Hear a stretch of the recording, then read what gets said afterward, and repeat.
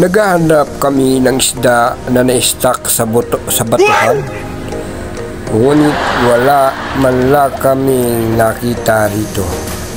Ayan, nandito po kami ngayon sa Marine Base. Ayun, may nakita kaming tao doon sa batuhan, sa tuktok. Napakataas po yan. Mataas po yan, malayo pa. Yun po ang aming pupuntahan.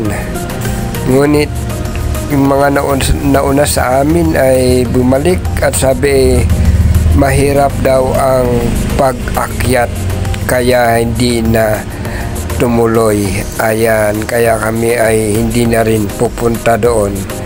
Mahirap daw ang pag-akyat doon sa inakyatan ng nauna sa amin. Mahihirapan kami at kaya hindi na kami punta. Kakaiba rin ng batong ito, parang ipinatong siya sa kanyang kapwa bato.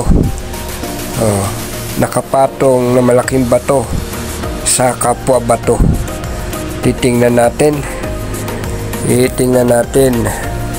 ang batong itong malaki na para bang ipinatong. Ayan, babalik na ang aming makasama at di rin kaya pag-akit doon. Ayun, ito nakapatong talaga, parang naging haligi yung pinakababa. Ayun ang laking bato na yan na nakasampa sa ibabaw ng kapwa bato.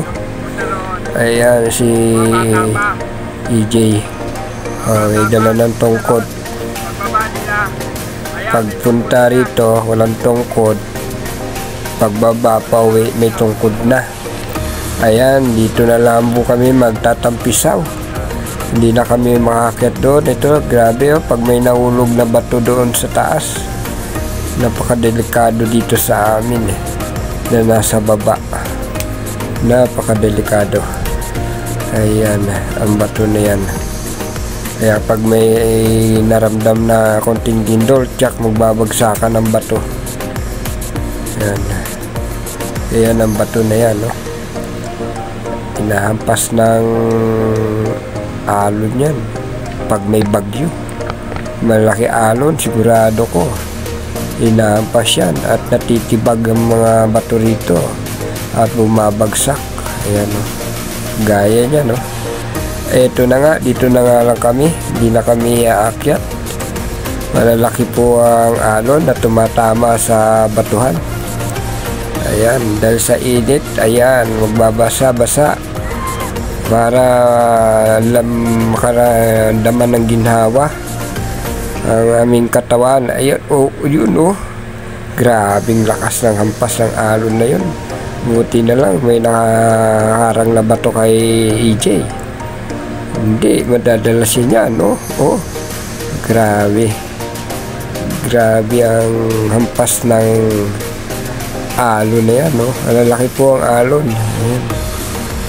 Tama talaga kay EJ ang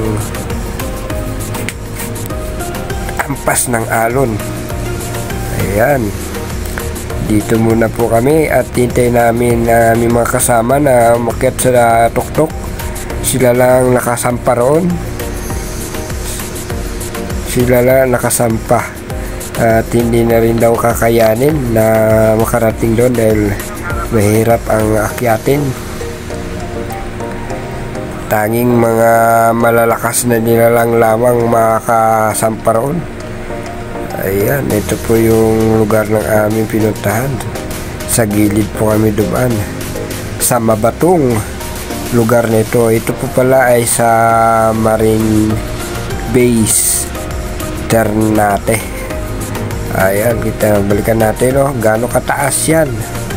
Yang bangin na yan, gilid ng bundok. Ayun sila, natagalan sila bago makarating. Mahirap po talaga ang pag-akyat, lalo na mahirap ang pagbabayon. Wala pa sila dito. Ilang minuto na kami nag-aantay dito, wala pa sila. Ayan, okay, ayan, tingnan natin dito. Ako'y magbabasa na rin para makaranas ng ginhawa. Okay, Ayan.